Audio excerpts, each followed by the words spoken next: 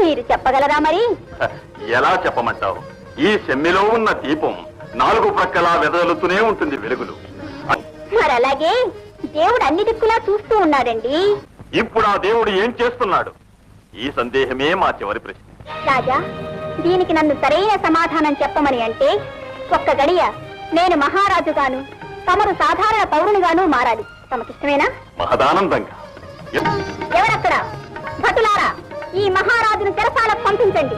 ఈ అమాత్యని గంటేయండి. ఇప్పుడు ఇక్కడున్న ప్రజలకు అన్నం పానీయం ఏమీ ఇవ్వకుండా పప్పులు పెట్టండి. తల్లి, ఇదెక్కడి వేడుక? వేడుక కాదు మహారాజా, ఇదే ఇప్పుడు ఆ దేవుడు ఏం చేస్తున్నాడన్న దానికి అర్థం. నన్ను మహారాజును చేసి, తమన్ను ఒక పౌరుణ్ణి చేసి, ఒక్క క్షణ కాలంలో దేవుడు ఈ విధంగా ఒక నాటకాన్ని ఆడించాడు.